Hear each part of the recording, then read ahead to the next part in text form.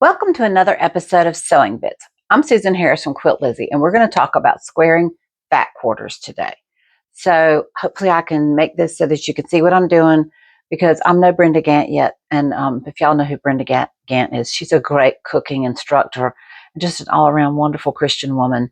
And she is the reason I know how to make biscuits now. So that's not part of Sewing Bits. But anyway, so I'm going to move over here to the ironing board. I was working on these fat quarters earlier, so just stay with me. And yes, I use steam.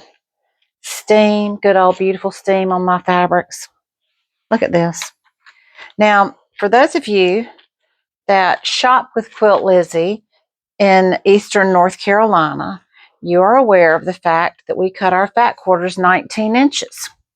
And the reason we do that, and I mean 19 inches off the bolt, is because, and yep, spot on, look at that, 19 inches. Have a looky-loo there. I hope you can see it. We cut ours 19 inches because we want you to have enough fabric when you get ready to square down your fat quarter. So this is a batik, and I'm going to, I don't know what I'm going to make out of it yet, but I'm going to go ahead and square it. The straightest part of any piece of fabric, you guys, is the selvage. So I want you to pay attention to the fact that I have the selvage here against my plump little exterior. But give me a second, I need to get a ruler. This is my sewing room, by the way. Welcome to my sewing room. And can you see, let's see, there's my wall of rulers. I think I can, this video business is really something. Here's my rulers. So I'm just going to pull off my 6 by 24 and use it to square this piece of fabric. And the way I'm going to do it is I want you to pay particularly close attention to this. I'm going to zoom in if I possibly can. I don't know, that'll let me do that. I'm going to line up, you straighten from the right. You straighten from the right and you cut from the left, okay? Now, if you're left-handed, you got to make this the opposite way. But you straighten from the right and you cut from the left. So what I'm going to do is I'm going to take this ruler and I'm going to line it up. I'm going to take one of these lines, one of these straight lines on this ruler, and I'm going to line it up with the selvage edge on this piece of fabric. And I'm going to push it over as far as I can. Now, see, none of us cut straight. So if you'll notice, the ruler is lined up, but I've got more fabric up here than I do down here. So this is what we call straightening it. So where is my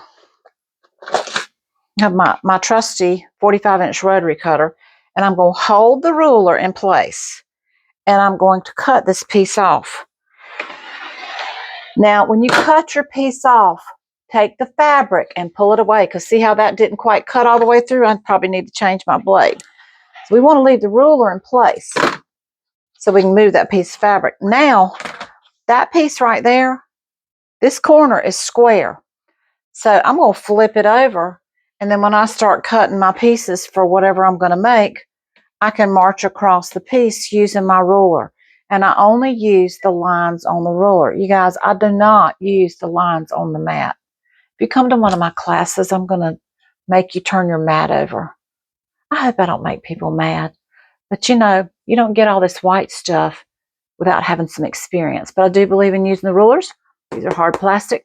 They are always going to be laid out perfectly, and you can get wandering all over your mat. I do like the rulers. I do like the lines on the mat for measuring things I've already cut.